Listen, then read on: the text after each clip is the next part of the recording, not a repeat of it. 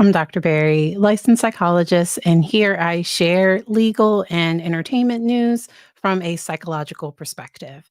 I am a psychologist. I'm not your psychologist. So that just means this information is for educational purposes only. I always link resources down in the description if you're looking for a therapist in your area. I'm also going to share some books. If you're watching on replay, I hope so. It's Tuesday, 6 p.m. Eastern.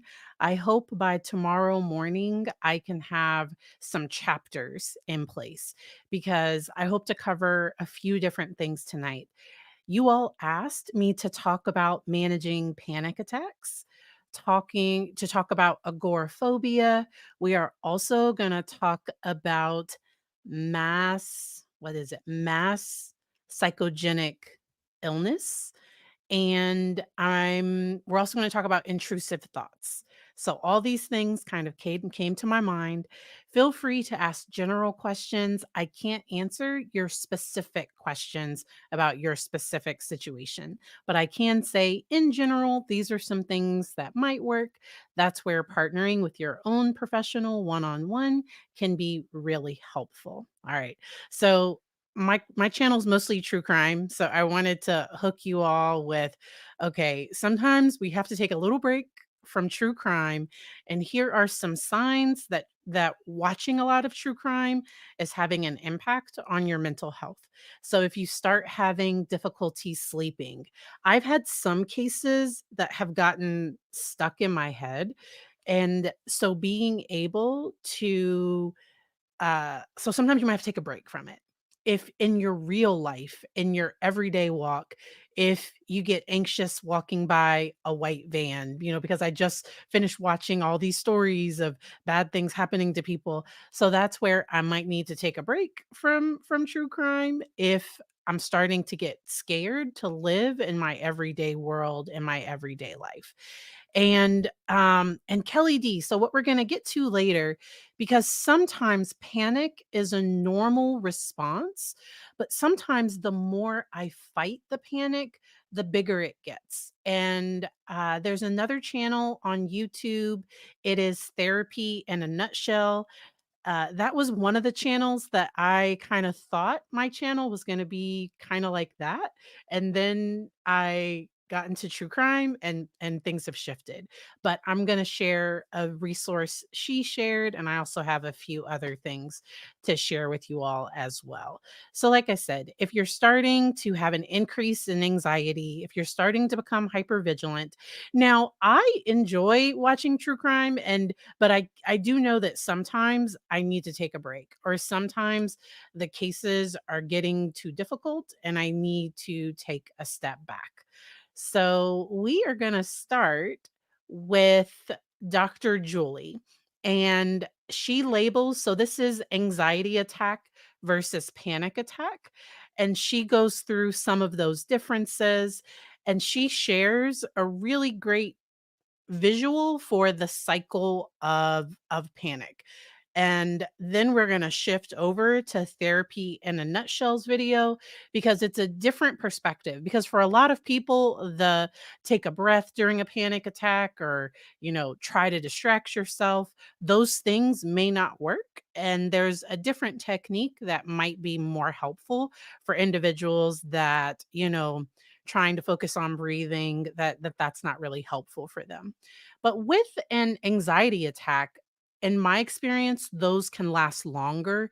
That can just be high levels of stress, high levels of anxiety. A panic attack can have feelings of chest pain, a feeling of like choking. If people have asthma, sometimes panic attacks, because as they start to have a panic attack, they might almost feel like they're having an asthma attack. And for people that legit have asthma, sometimes what you do is you still use your inhaler, like if you don't know which one it is. Now, if you have the chest pain, that's normally not going to be an anxiety attack, and that's where if a person has both, they're going to want to talk with their pulmonologist and their therapist about how to kind of manage those two things. Um, But with a panic attack, there can be trembling, shaking, shortness of breath. And then there are normally these stories that we tell ourselves of, like, I think I'm dying. I think I'm having a heart attack. Or the embarrassment if it's happening on a plane, or if I'm out in public, or if other people are around. That's when it can kind of come up. Individuals with so a person can have panic attacks and not have panic disorder. So panic disorder is when it happens often enough to start impacting a person's ability to function, and that it just can be really debilitating. I get sporadic panic attacks sometimes. It's often when I am stressed, overworked, and I'm sitting here like, "I'm fine. I'm fine. I'm good." But my body, like, there is a stress and anxiety that is building up under me. Sometimes it can happen when there's something coming up. So I will tell you all, I think it was when we were going to our son's school for kindergarten registration. I think we had to drop off his kindergarten packet. I was losing with him going to kindergarten and not being in daycare. I was losing some control. So with my kids' daycare, I he was in the same class all day. I knew their procedures, I knew all their staff. Him going to a brand new elementary school, it just brought up some anxiety, and so on the way, for probably a minute, I got the chest tightness. Sometimes I get them sporadically where it'll come up out of nowhere, and my initial first thought is, am I having a heart attack?" And then what I do is it's like, "Hey, if I try my best not to freak out about it." And what works for me is actually laying on the floor. Laying on the floor can be really grounding if I'm in a space where I can do that.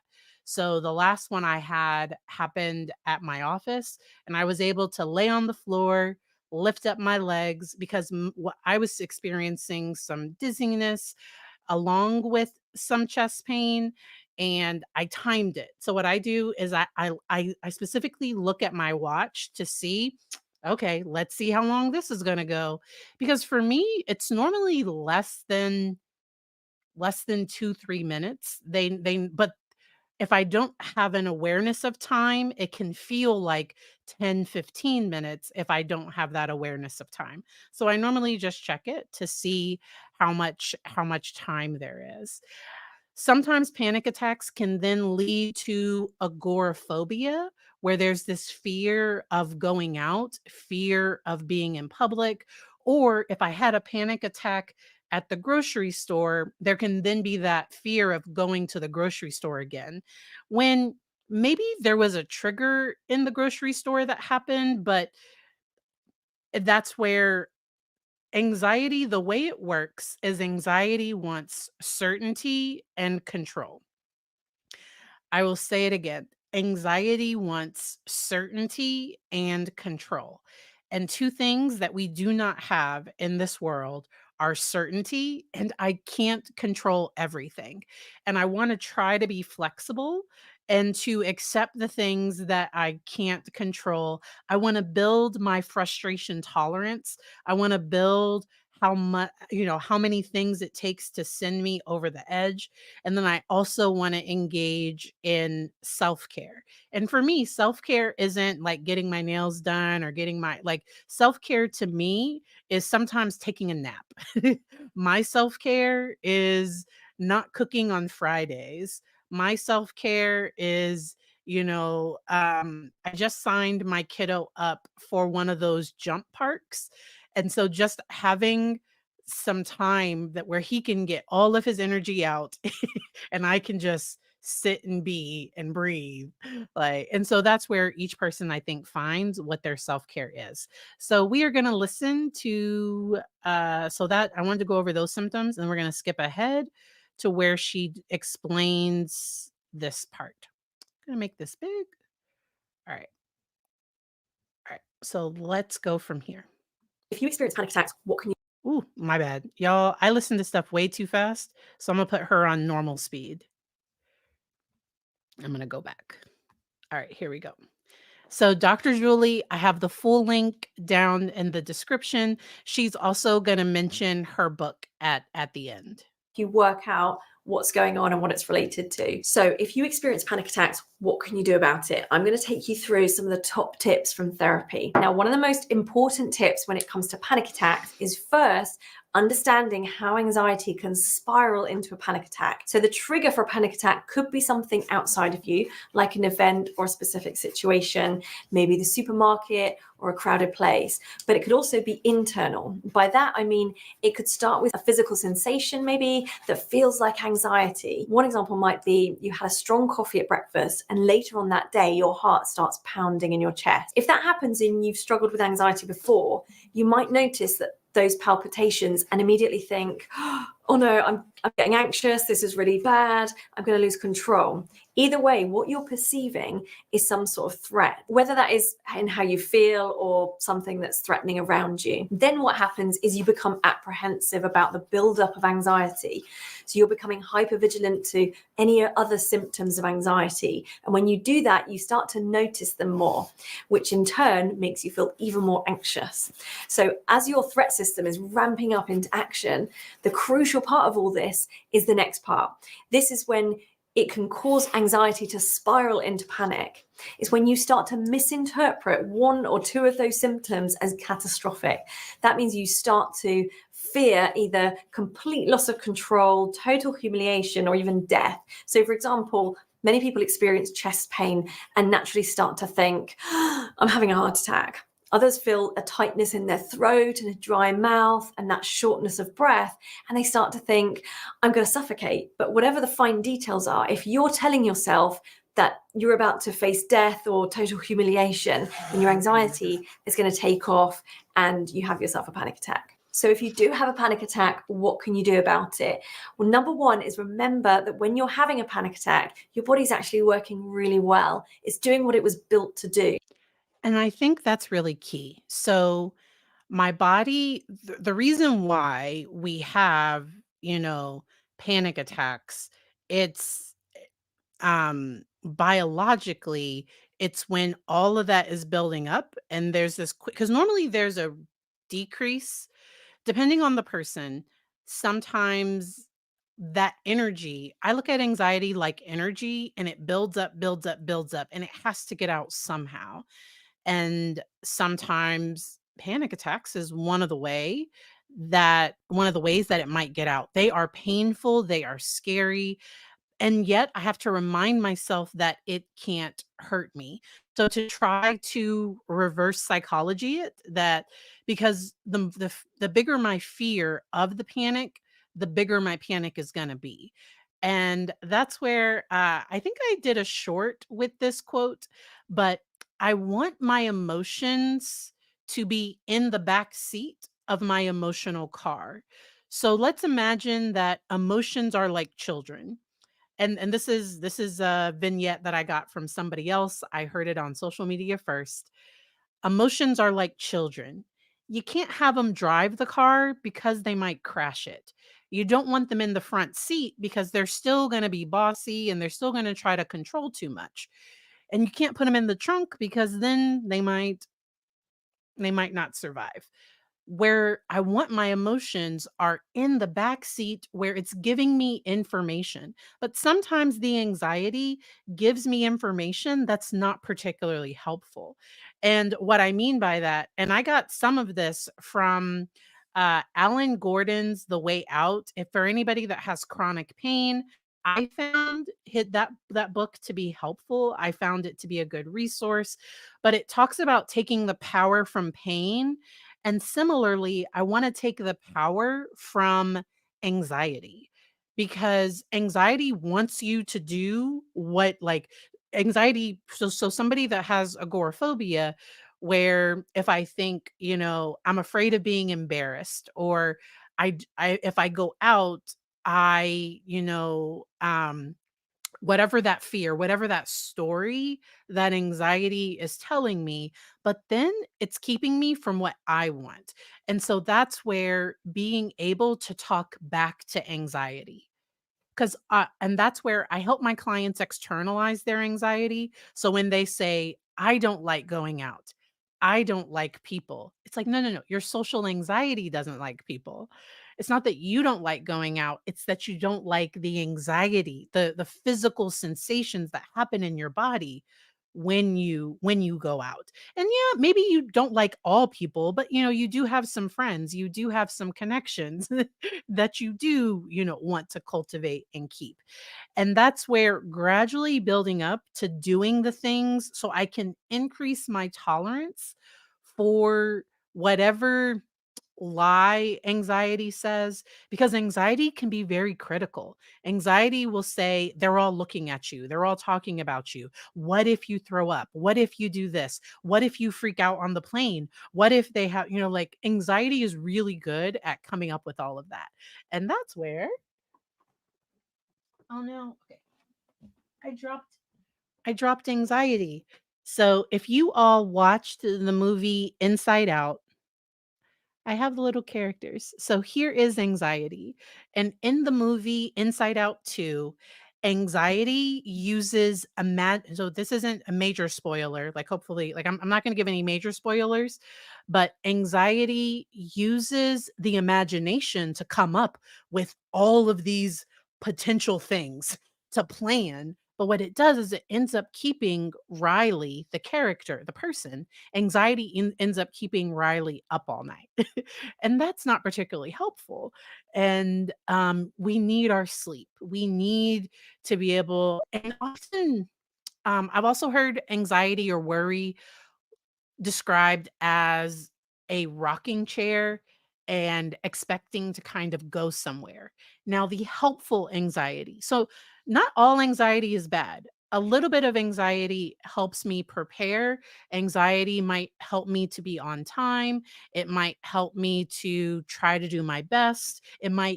So a little bit of anxiety can improve performance. Too much can cause me to shut down and give up, and that's where learned helplessness can come into play. And so that's where I want to change that expectation that, like, I'm going to have an anxiety free life. Like, nope, that's not. Anxiety is a part of our world. It's a part of our life. It becomes clinical when it starts getting in the way. So we all have anxiety. Anxiety is a natural thing. And and I see in the chat someone mentioning that having people look at them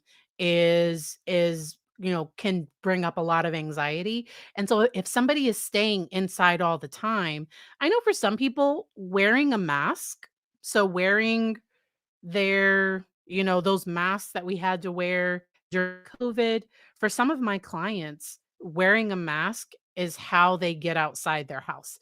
They would not leave the house if they had to go out, face naked. Like they would not leave. And so that's where each individual person figures that out. I have some clients, they don't go to Walmart because it's just too many people, it's too stressful, but they do go to Aldi because normally it's less people. And that's where people find ways to navigate their life in a way that can be helpful. And I come from this for so I talk about these things from a perspective of like I worked with one client that our goal was just to have them sit on the porch for 30 minutes a day because they were spending all of their time inside. I've had other clients that, instead of doing, where they bring your order to your car, that they would go right to the pickup line. They wouldn't walk through the whole store, but they would still do a mobile order, but they would go inside to pick it up. And so that's where each person kind of navigates this in a way that is helpful for them. Okay. And I agree, Jeannie J. Some of this can be more difficult when you live in a big city, but that's where calling it out as it is. So it's anxiety, and the fact that because sometimes people can feel like, I don't want to go out, I don't want to do these things, and instead it's the anxiety telling them that they can't. And then it's also building up a top, because when they do that thing that causes anxiety, anxiety is going to show up. So for my client that gets anxious about walking into Target, they are because their anxiety is going to show up. And so for them, we make a plan around it of, okay, so what's going to help you talk back to that anxiety? And they're like, okay, I might wear an earbud that has some music playing, or it has a podcast playing, or I might, blah blah, like they figure out what helps them do it their way. Okay? We are gonna listen to more of this. Let's go. So when your heart's pounding and your throat is dry because of anxiety, you are safe. Building up a real awareness around what those signs are for you actually helps you to recognize them as anxiety when they come up again in the future. And if you can see them as anxiety, then you can break that cycle of misinterpreting those symptoms that can then lead to a panic attack. Number 2 is breathing. So one of the quickest ways to calm the mind is through the body. If you can. And for some people, breath does not work, and so I have another video queued up if that doesn't work for them. And she's gonna recommend 7 in, 11 out. Like, breathe in for 7, out for 11. That's too long for me. I do breathe in for 3, out for 6. Or breathe in for 4, out for 8. That's what. And the thing about blowing out double for what you breathe in, that's getting that cortisol, that stress hormone, and it's helping oxygen get back into the bloodstream so that your body realizes that you're safe. Because if a bear was chasing me, I wouldn't be doing a breathing technique, because sometimes that panic alarm is going off, and I might need to remind if I'm actually safe. Now, if I'm in an unsafe situation, the first goal is going to be to get safe. All right.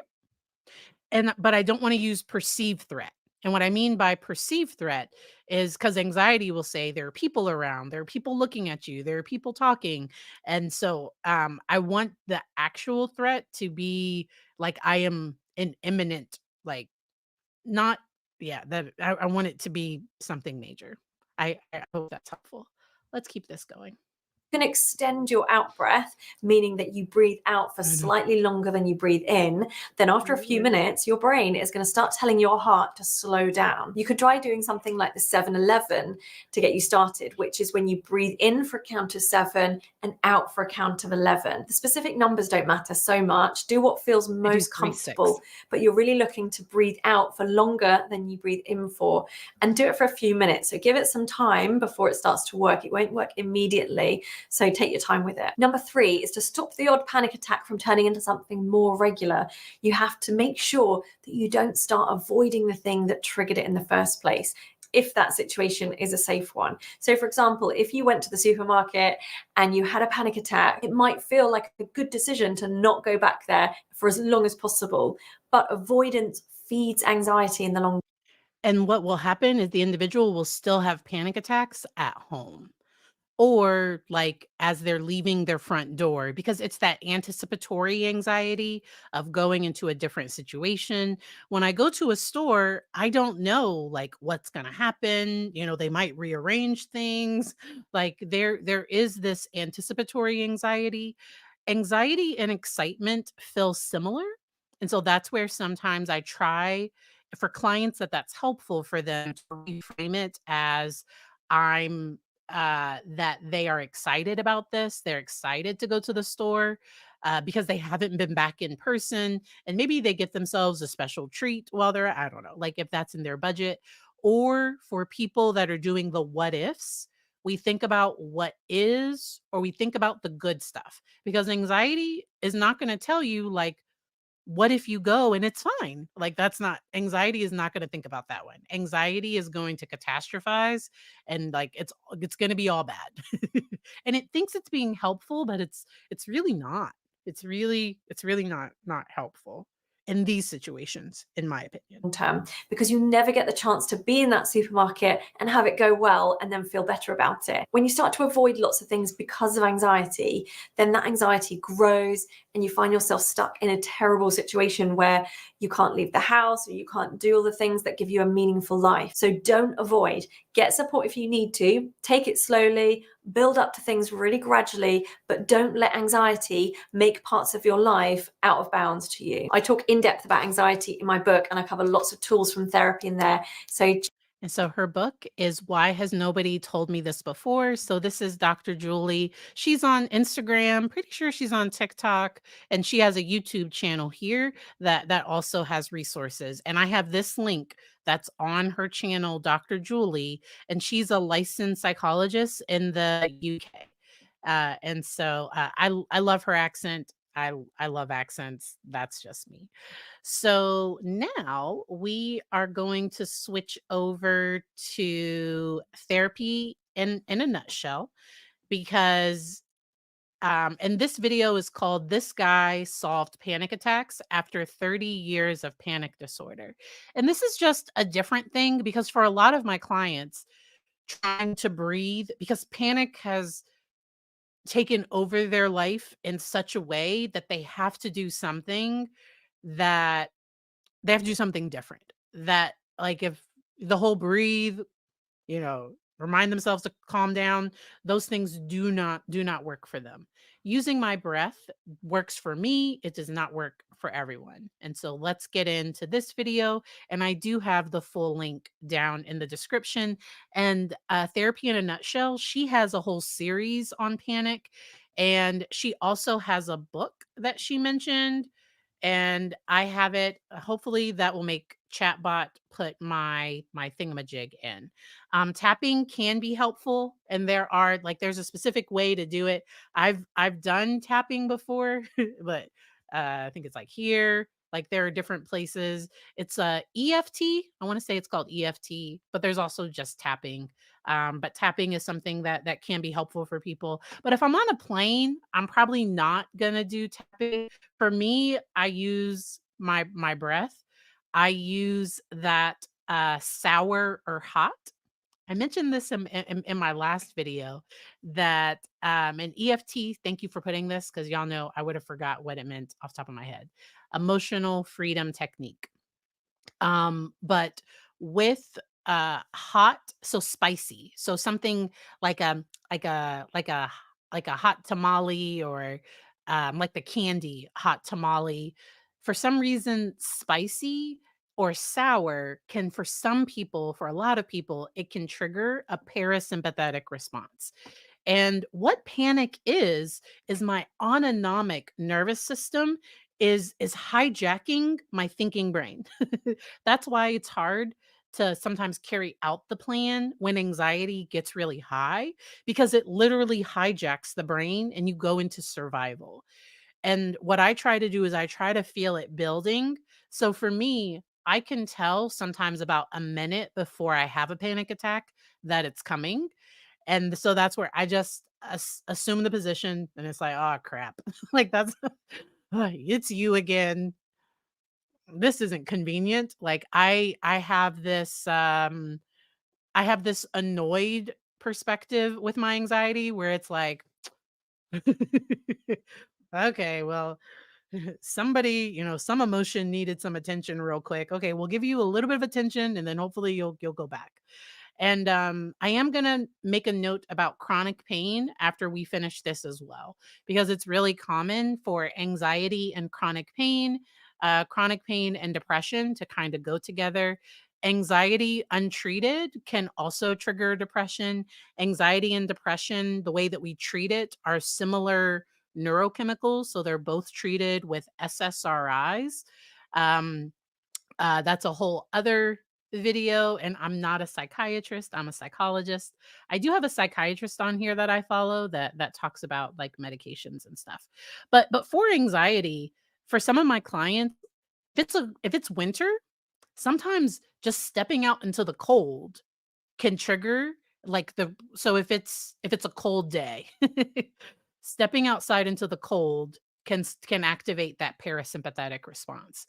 If I'm kind of revved up, worry in my head, the whole, taking a cold shower or putting your face in like ice water taking a ice pack and putting it on the back of your neck. So there's the polyvagal theory. The vagus nerve runs from the bottom of from like it runs from like here to like your tailbone. It's a nerve that when you relax that nerve, you can have like whole body relaxation. Polyvagal theory and trauma. That's a whole other video. I always get ideas as we're talking about this stuff, but let's listen to this part. State. And everyone tells you that you just need to take slow breaths to calm yourself down. Who's ever teaching people that they should just focus on their breathing while they're having a panic attack, I'm pretty sure you've never had a panic attack in your entire life. And if that actually worked, you wouldn't be here watching this video. The sneaky thing about panic attacks is that the more you I want to make sure I don't have it sped up. Okay, good. I have it on normal. I wanted to make sure. try to control your symptoms, the more you accidentally tell your brain that those symptoms are dangerous. And it makes your heart beat faster and your breathing speed up, and you start to feel dizzier and more panicky. But this guy figured it out, and I love how he explains it. So here's what John wrote me. He said, I have suffered with panic disorder for 30 years, usually triggered by travel. And I've been told over and over again that I needed to learn how to calm myself down. So I learned to meditate, to use breathing techniques. I spent countless hours in therapy. I tried hypnotherapy, EMDR, EFT, etc. But nothing worked completely. I certainly became a more chilled and mindful person, and I got better at managing the symptoms, but I still lived in the fear of the what ifs, the super panic attack that my skills couldn't control. So John got all the common advice you'd expect about stopping a panic attack, which basically consists of, geez, just calm down, bro. Take a deep breath. And this is like surprisingly common advice, which those of you watching this video already know is unsurprisingly unhelpful with panic disorder. But then John had this realization. So he said, I had read the advice of running toward and embracing anxiety in the book Dare by Barry McDonough. So I added this book. So this is a book. It's called Dare, The New Way to Break Free from Anxiety and Panic Attacks. And the idea of running toward and embracing the anxiety is not because when people were taking deep breaths, the breaths were to make the anxiety go away or to make the panic attack stop. And you still might be stuck in the breathe, just calm down enough and it'll stop. And the goal was still making it stop. And so for some people, they have to flip it and embrace it, which is it works. It's and I get why he calls it dare because it really is a different way of thinking about things, but it does work. Now I realize I didn't get it at all. I was trying to embrace it by being Zen-like, by observing and letting the feelings move through me, but I was still giving the feelings ultimate control and treating them as something to endure. So 2 weeks ago, I was due to fly on a family holiday from the UK to Austria, and I was beside myself with anxiety. A fellow panic disorder sufferer even gave me some Valium, which I was planning to take as a last resort. But the day before we left, I stumbled across your video and it finally clicked. Stop trying to calm yourself. Stop trying to distract yourself. So I wrote down my panic stories and I gave them numbers. Okay, so let me explain what John is talking about by explaining what panic stories are. So panic stories are the stories, the lines that your brain starts telling you when you start to experience the physical symptoms of panic. So here's some examples. Let's say you're stressing over a deadline at work and you start to feel nervous in your body. And your panic story may sound like, oh, it would be awful if my anxiety took over right now. Or if you have a fear of spiders and you're staring at one right now and you notice your breathing is becoming quicker and more shallow. So your story might be, what if I pass out? Maybe you're trying to get healthy by starting to work out again and you notice that your heart is pounding. So your panic story might be, I'm having a heart attack. What if this is a heart attack? What if I die? Right? And then another panic story is, oh, I have to make these feelings go away. I have to force myself to calm down. So these panic stories typically follow a pattern. There's the trigger, like from these examples, the work deadline or the spider or the workout. And then there's the physical symptoms. So the nervousness, the shallow breathing, the heart pounding. And then there are the panic stories, which are your brain trying to convince you that those sensations, those feelings in your body are dangerous and that you have to control your physical response. But trying to control your panic just makes your brain feel like you're in more danger. So it increases your anxiety. And that spiral fuels panic attacks. So the first skill is learning to recognize these thoughts as being stories and that they're not necessarily true. So going back to John's story, we know he gets triggered when he flies on a plane. When he's on the plane, he starts to experience physical symptoms of anxiety. And the thing about that story is it's taking the power away from it that it might not be true. So introducing, and that's what cognitive behavior therapy, like that's often the goal of challenging irrational thoughts. I add validation to it. So if I'm working with somebody that has chronic pain or so somebody with a heart condition that also gets panic attacks, like it really can't, like that can be really, really understandably anxiety provoking. But the difference is, you know, breathing isn't really going to help a heart. Like it's a totally different thing. And so I like adding validation to cognitive behavior therapy because just saying, "Oh, that's irrational, change the thought," that's not particularly helpful for me personally because I want to validate I get why this is triggering for you, and at the same time, I know that it's not true. Like, I know, that's just I have a really great imagination, and I need to take a breath. I need to think about I don't know, but so, yeah. And in the past, he's tried all kinds of strategies to calm down. But that fueled the panic attacks. So this time he tried something different. He said, I got on the plane, and as the door closed, the anxiety began to rise. He started thinking, uh-oh, I'm feeling my heart pound. What if I have a panic attack? That would be catastrophic. I have to make myself calm down. But instead of believing that, he just labeled it. He said, this is panic story number 2. And I looked up, turned off my headphones, and I started humping my legs and tapping my knees, trying to get myself agitated so that I could create this fabled super panic attack. But the more he tried to feel that panic attack, it never came. The anxiety slowly drifted away, and I went back to watching Netflix.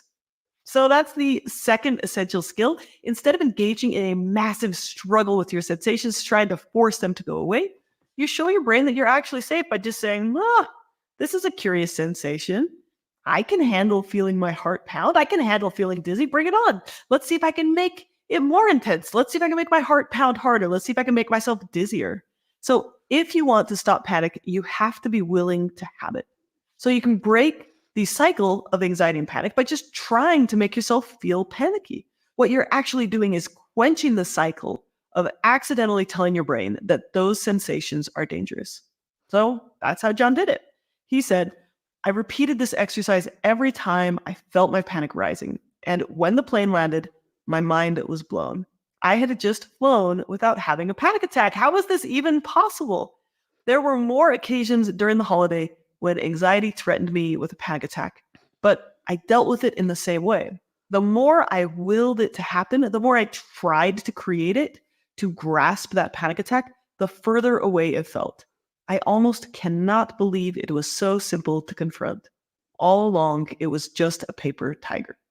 So thank you so much for this video. It sounds trite to say it has changed my life, but it really has.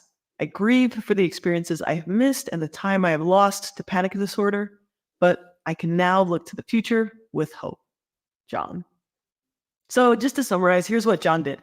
1, he learned to question his stories about panic, that the physical sensations are dangerous or that feeling panicky is catastrophic. And then number 2, he dropped the struggle to force himself to calm down. And instead, number 3, he said, bring it on by willing himself to have panic symptoms.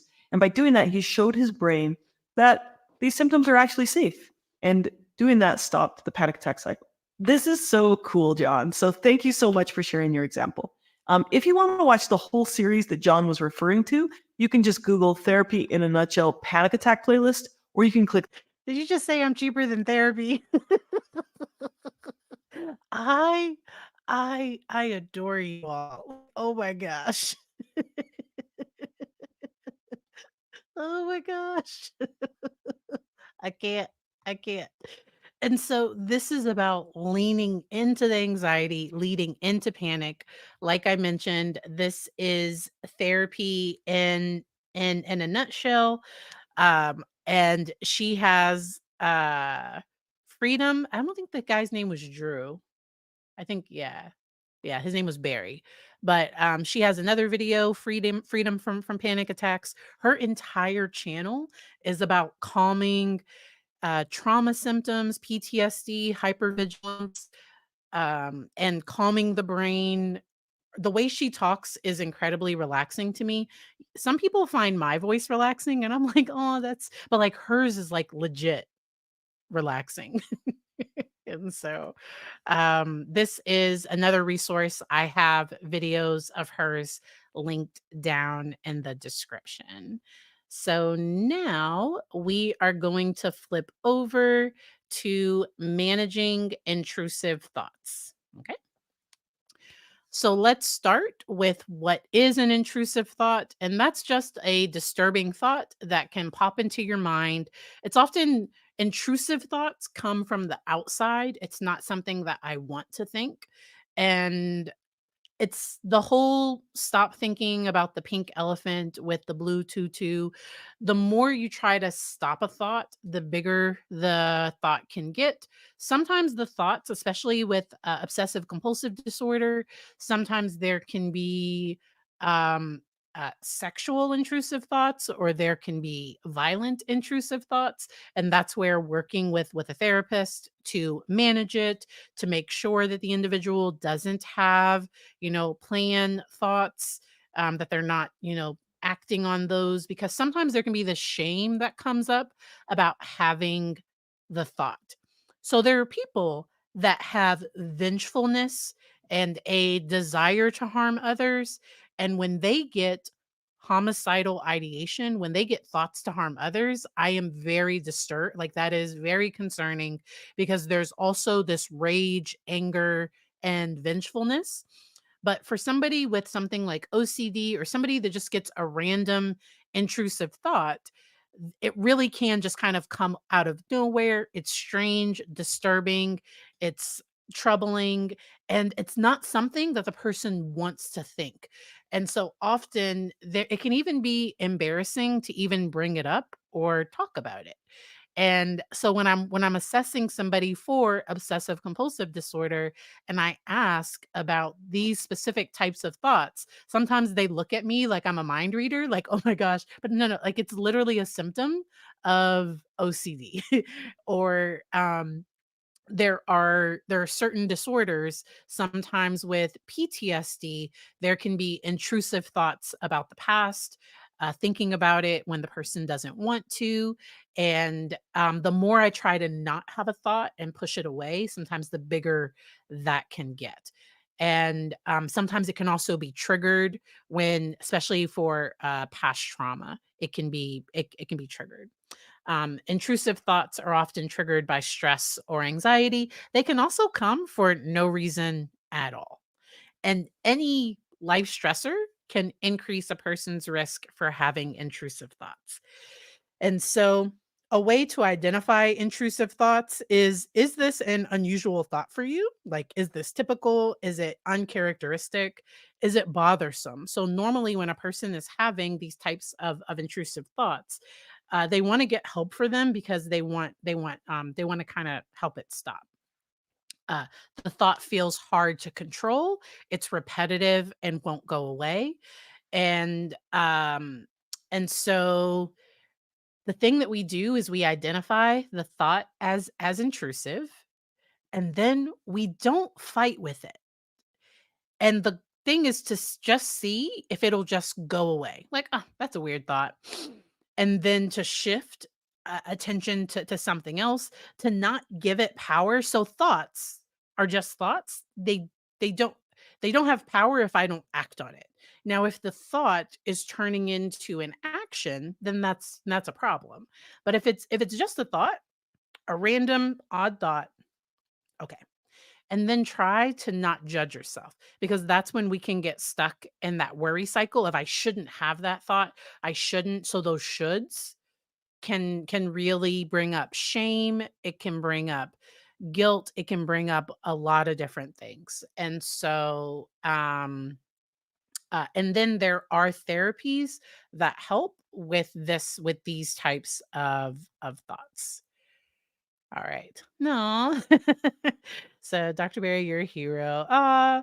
See, the giggle is gonna happen. It's just gonna happen. It's funny that y'all think it's calming. Yes, what you focus on grows. Exactly. Welcome. Uh, I think I'm gonna do another members only live. Let's see. It's my husband's birthday this weekend. I think October 5th. 1 p.m. will be the next members only live. All right. And I will post something to ask for recommendations and tips on what we should do, what we should talk about. Make sure to, hit that button.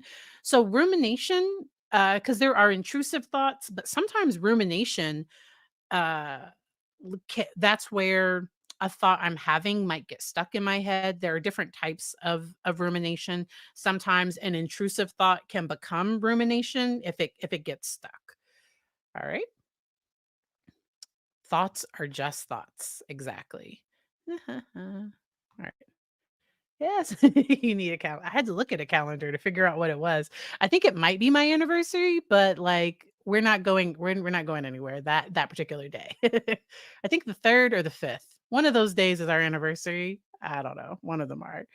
We have something else planned the following weekend. All right. Let me see. So that was that part. Now, ooh, okay. So a friend of mine sent me a podcast.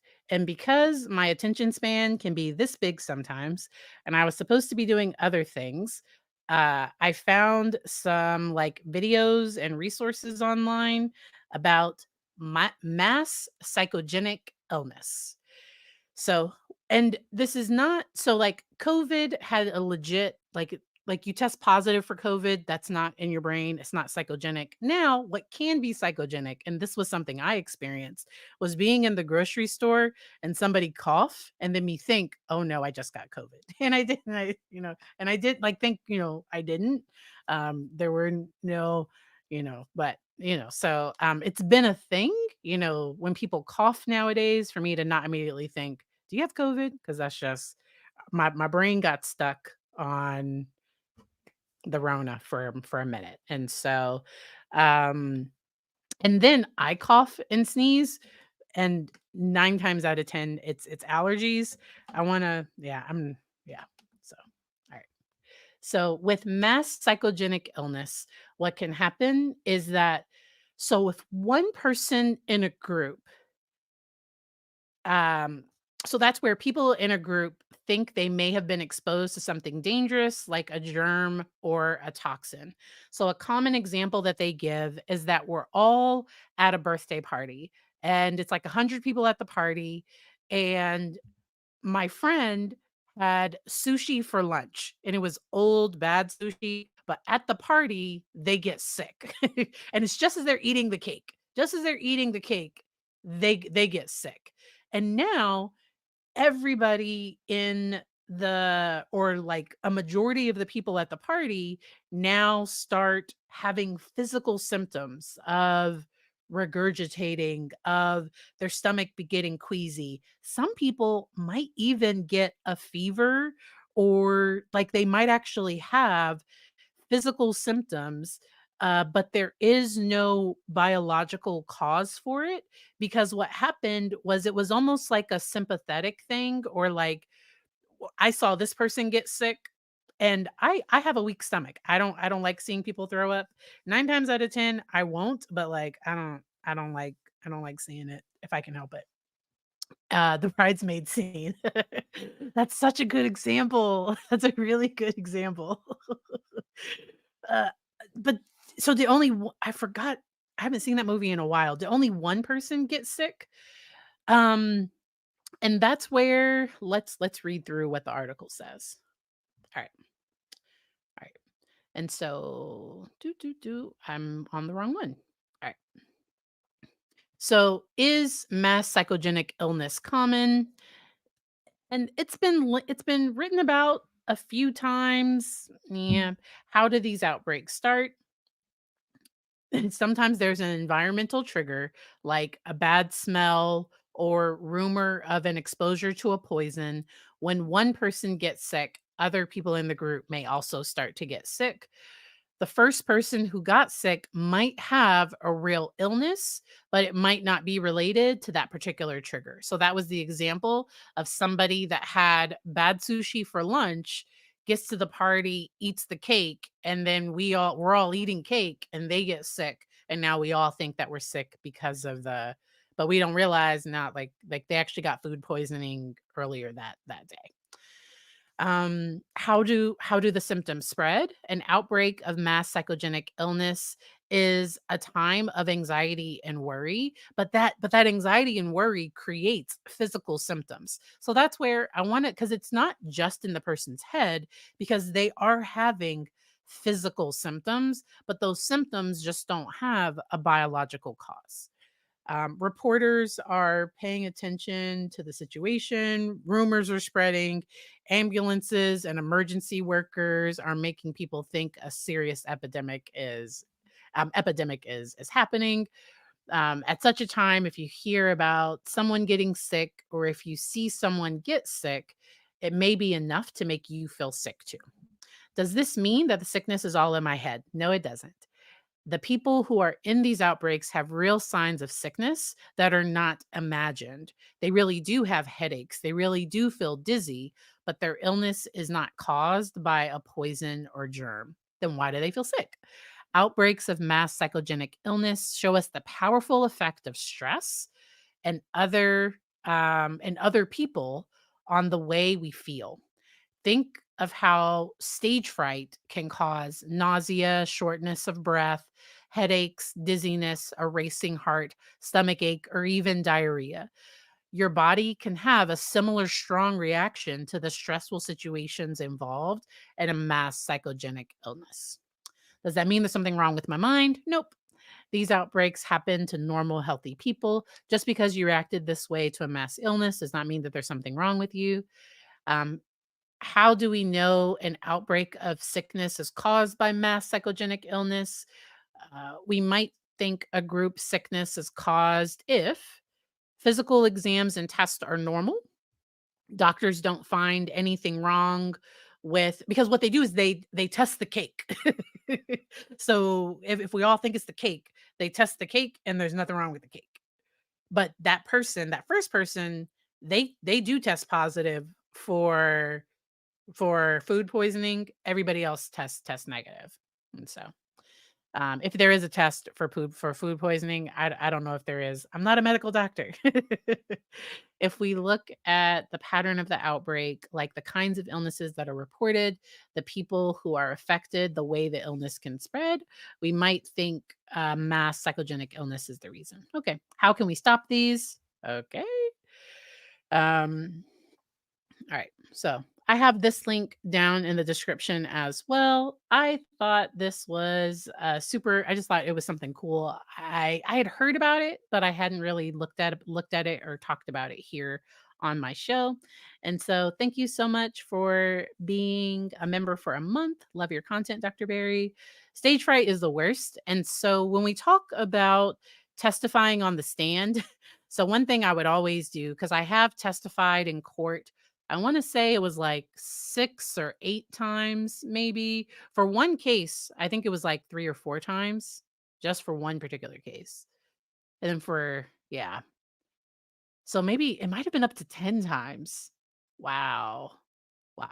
But I've been a fact witness, just providing the facts of a case. I've been entered as an expert in clinical psychology and child psychology, but it's normally in juvenile and domestic, juvenile, like family court. That's normally those are the only places that I have testified before. Normally related to custody or something like that. Yeah, and so but your stomach can get like you can feel sick and all of that. So I always make sure to go to the bathroom. I normally don't eat a big breakfast. So if I have to testify in court, I normally have like a bagel. So bread soaks up like lactic acid, the acid that naturally builds up when you have anxiety. So I would normally have like a bagel or something. I would still drink coffee because that's just me. Probably the ADHD. Shh. I would normally still drink coffee. Um uh yeah, and I would get because I couldn't bring my coffee into court. Lawyers can, witnesses cannot. Um but and then other things is I would normally have some type of grounding thing. I cross my legs at the my feet. So I cross my feet at the ankles. Let me see if I can find a picture of that. Relaxation, cross feet at ankles. Something about that can for some people. So I know for me, if my feet are flat, I will start, like, shaking. Once again, ADHD, shh. But, my anxiety will start to come out. I'll start twisting in the chair if it's a moving chair, but crossing my ankles, that normally makes me, sit still. There is this, like, hand motion that can sometimes be relaxing. Depending on the court, sometimes if it's just something small, so, like, if it was some people have, like, rings they can spin, but, I wouldn't bring anything big, so I wouldn't bring, like, a whole stress ball. I wouldn't bring my penguin. I wouldn't bring this. But sometimes if it's something small, sometimes you can. Um Ooh, cinnamon bread. Sometimes you have to be careful with sugar. I'm glad this works for you because I would probably do the same thing. But I believe in cookies for breakfast, but that's just me. That's my other thing. Um, Let me know if you all have questions. Uh, oh, but yes, so crossing at the ankles. Did your German Shepherd used to get mad? My anxiety gets real bad, causes to lose eyesight. Yeah. So what's happening in your brain? So I think what's helpful is sometimes understanding what's happening when amygdala hijack happens. So I think let's get back into that. Amygdala hijack. And because my body is having a normal response. The only difference is I might be in a safe situation.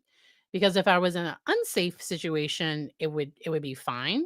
But the problem is that I'm in a safe situation and I'm having these things happen.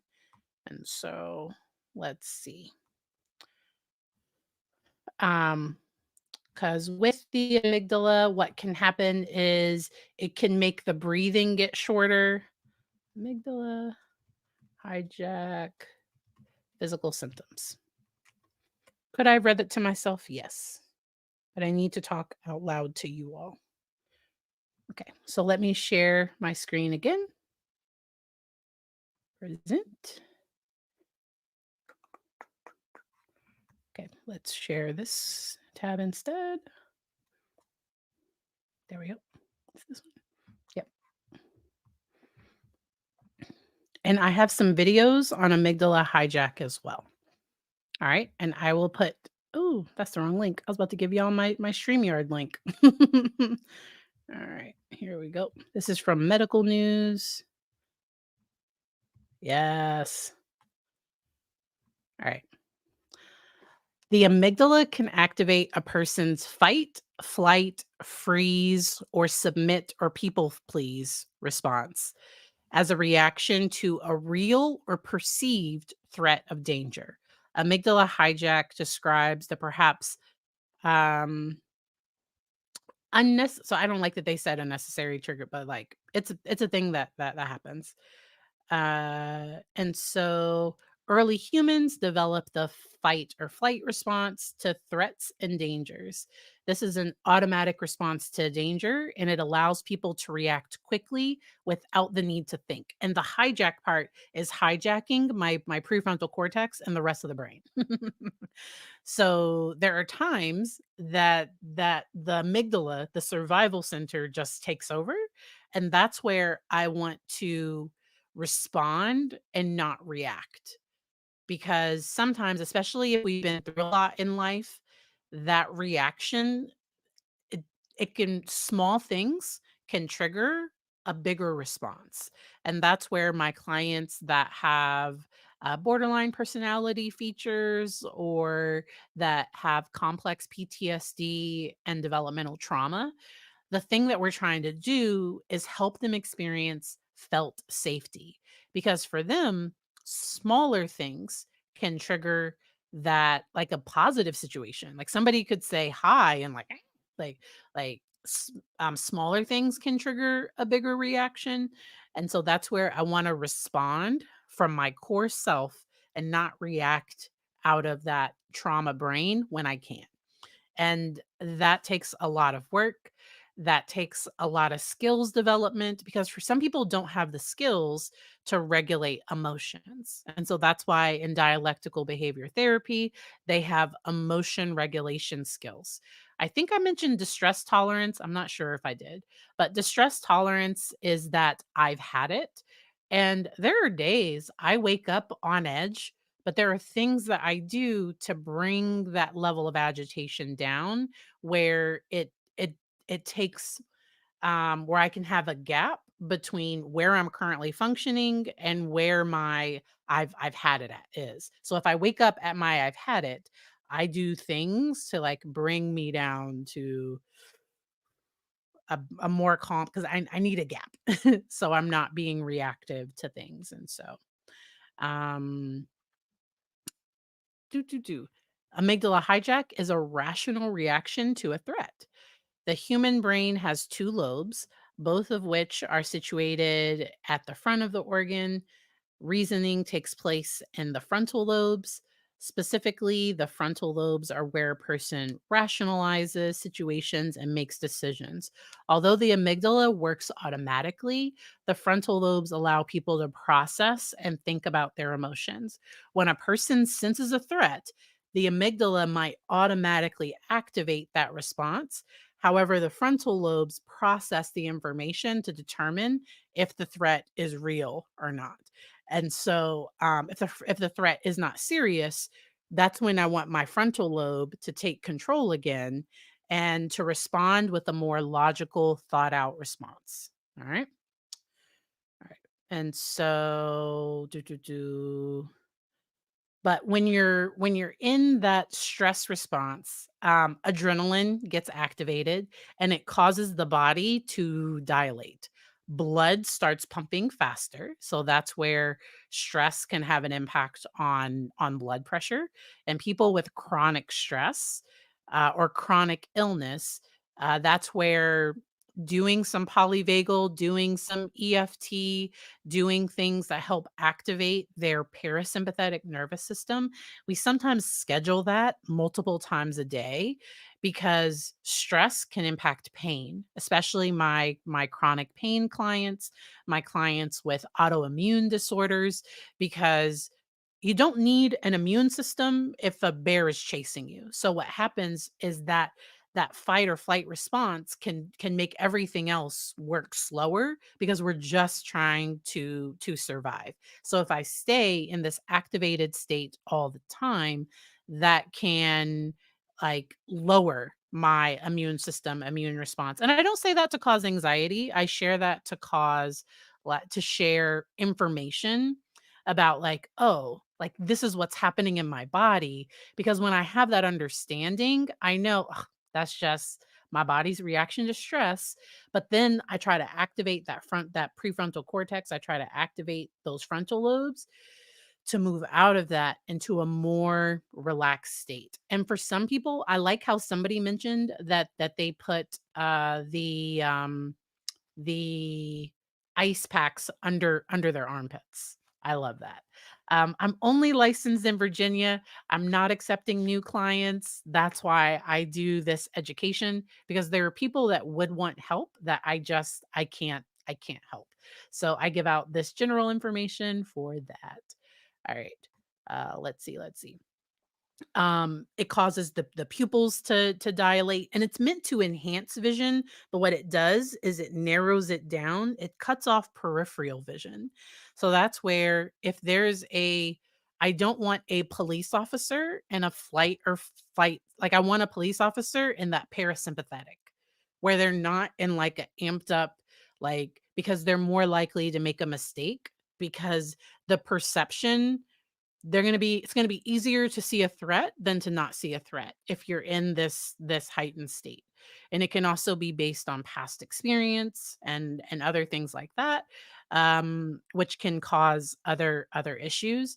And so I want them to have a relaxed body, relax. I don't want them to be reactive. I want them to respond and to remain in control of their brain and body in this, because they might be in a life or death situation, but I don't want them in fight or flight, because we're more likely to make errors when we're in that state, which makes them less safe, and it can also make other people less safe as well. I think I mentioned Dr. Eric Gentry. He wrote a book about forward facing trauma and did a lot of work with law enforcement about, on this particular topic of being able to regulate, staying in that parasympathetic response instead of this activated automatic response. All right. It releases adrenaline. Yes, I said that part. Um, do do do. If a person is in genuine danger, everything above is appropriate. Other signs can be rapid heart rate, sweaty palms, and goosebumps. All right. So I shared that link. All right. We're almost time to needing to feed the kiddo. Let me know if y'all have any last minute questions. I think.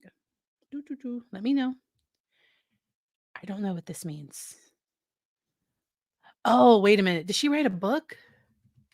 I don't know that. I don't know that reference. I don't know that reference. Thank you for the super chat. Yes, adrenaline can keep you in pain. Agreed. Can constant flight or fight. So what it is I want to experience felt safety. So if I stay in a survival response, and that's where you talk to your medical doctors, but we know chronic stress and childhood trauma, that's where we got the adverse childhood experiences scale in study. And we realized that the things people experience, people with a ACEs, an adverse childhood experience scale of 8 to 10, of 8 or more, they're more likely to have autoimmune disorders, chronic pain, lupus, things like that. And so it really is a thing. Um Sarah's saying, "Nope, not gonna allow that." No, I'm so glad that you all found my content. Is there a way to identify psychosomatic versus undiagnosed physical issues? So I have a client that has chronic medical that doesn't fit neatly into any particular diagnosis. And that can be problematic for them because it does cause chronic pain. There are a multitude of things that run in the family, but it doesn't fit neatly into any particular diagnoses. And so they did an evaluation, um, and yeah, that's where I think a health psychologist needs to partner with the medical team to really take a look at everything. And that often involves a lot of testing, but there is sometimes undiagnosed illness. So somebody that's had headaches for years and years, and they always just thought they were stress headaches, and then later it turns out that it was like a mass, a benign, mass and they need to have surgery to remove it or something. Or somebody that goes to the doctor and they're saying like I've had all these issues. I'm having this issue, and then they end up not really feeling heard by the medical community, because often with medicine they want there to be something they can prescribe. And I'm a big lifestyle person as well. So I want to balance the medical needs with like mental health, spirit, with like the whole person. And what I mean by that is, so for an individual with high anxiety, if they're able to have physical activity, because physical activity can be a healthy way to increase my blood pressure. If we talk about managing pain, managing emotions, doing all these things, and the person continues to have difficulties. Now, I've also worked with clients that have part of their panic attack is going to the ER because they think that they're dying, and they're always cleared, and nothing happens. So we talk about giving it a certain period of time and understanding their history with panic and panic disorder, because they're often wanting certainty that they're medically okay. And so that can be that can be difficult. And so all right, because yes, okay. And somebody mentioned having conversion disorder and not being able to walk, but having an amazing therapy team that came together and no longer having it. And that's where the Alan Gordon, I feel like he's a doctor. I'm gonna share that book, the Way Out, Alan Gordon. Um, his book, Healing Chronic Pain, and his perspective and technique is, because often we try to avoid pain. Excuse me. Often we try to avoid the pain, and that just makes things worse. So sometimes with clients, we talk about redefining their pain scale. So if I'm working with someone with chronic pain, and if the lowest amount of pain they ever feel is like 5 out of 10, like the lowest their pain ever is, we redefine that 5 to being a good day. Like 5 is their 1 or 0, because that's the least amount of pain they feel. And sometimes reorganizing it that way, and because sometimes as they start feeling pain, anxiety about pain can make pain worse, which can create this vicious cycle.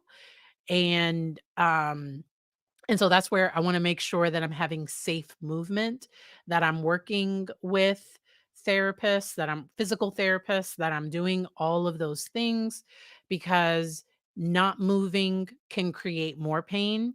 But when I move, I feel pain, and it can become this vicious cycle. And so working with somebody that's trained, um, I think that can really help. And so, all right. Yes. I'm glad people have read the book. Was that a yes? And so I need to go feed my kid. I hope you all have a good rest of your day. Tomorrow at 9, no, it's tomorrow at 10 a.m. Eastern. So 10 a.m. Eastern, I'm going live with my mom to talk about transitions. Somebody asked me to talk about retirement, and but we're going to talk about all transitions, not just retirement, but like how do you handle change and transitions. So I already have it scheduled if you want to hit the reminder, but my mom and I will be live tomorrow around 10 a.m. I'm hoping she'll be on time. I hope she sees this. We'll see if she's on time. If I'm running a little late, I'll put it in the chat, and we're going to blame mama. Maybe not. I hope y'all have a good one. Bye. Uh oh, I didn't hit end, end stream. Bye.